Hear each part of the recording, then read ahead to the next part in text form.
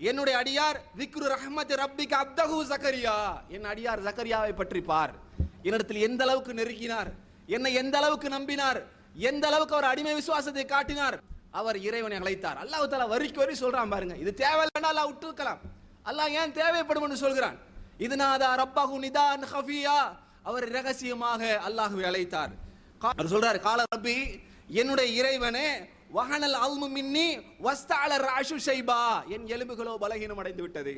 வஸ்தஅல ராஷு ஷைபா, என்னுடைய முடிகளோ நரையால் மின்னுகின்றது. யா அல்லாஹ், என்னுடைய முடிகளோ நரையால் மின்னுகிறது. வலம் அகும் பிதுஆஇக ரப்பி ஷகியா, ஆனா உன்னிடத்தில் கேட்டதில் நான் நம்பிக்கை இழந்த துர்பாக்கியசாலியாக இருந்ததில்லை. யா அல்லாஹ், எனக்கு ஒரு வாரிசு வேண்டும். யா அல்லாஹ், புள்ளல் அவருக்கு எலும்புகள் பலகீனம் அடைந்து விட்டது, முடிகள் நரைத்து விட்டது. இன்னும் சொல்கிறார், என் மனைவியோ மலடியாக இருக்கிறார், எனக்கு வாய்ப்பு இல்லை யா அல்லாஹ், ஆனால் எனக்கு வாரிசு வேண்டும். யா அல்லாஹ், உன்னிடத்தில் கேட்டதில் நம்பிக்கை இழந்த துர்பாக்கியசாலியாக நான் இருந்ததே இல்லை. அல்லாஹ்விடத்துல கேட்கிறாங்க, முடியுமா? எலும்புகள் பலகீனம் அடைஞ்சு அவர் போயிட்டாரு, வயசு போயிட்டு.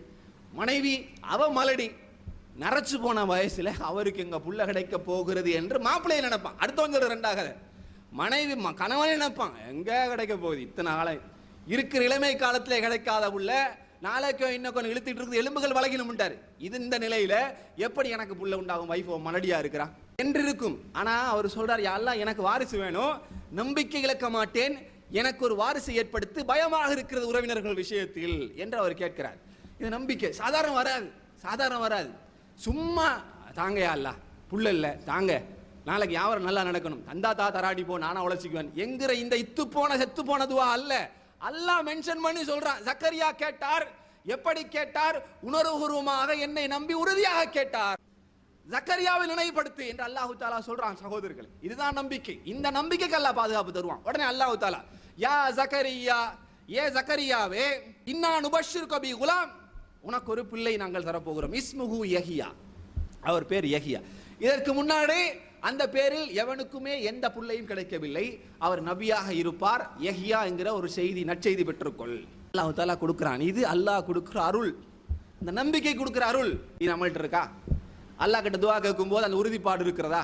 மனுஷன்கிட்ட கேட்கும் போதே எப்படி பேசணும், அப்பதான் அவன் காசு தருவான்னு சொல்லி நம்ம தெரிஞ்சு வச்சிருக்கிறோம். அல்லாஹ் கிட்ட கேட்கும் போது தந்தா தா தராட்டி பிரச்சனை இல்லையா, அல்லாஹ் நான் பாத்துக்கிறேன் என்கிற லெவல்ல கேட்டா அந்த நம்பிக்கை எப்படி ஈமான் ஆகும்? சகோதரர்களே, எனக்கும் சரி உங்களுக்கும் சரி, அந்த நம்பிக்கை எப்படி பாவ மன்னிப்பாக இருக்கும்? உறுதியாக உணர்வுபூர்வமாக அல்லாஹ்விடத்தில் நெருக்கத்தை ஏற்படுத்திய அல்லாஹ் வேற இறைவன் இல்லை.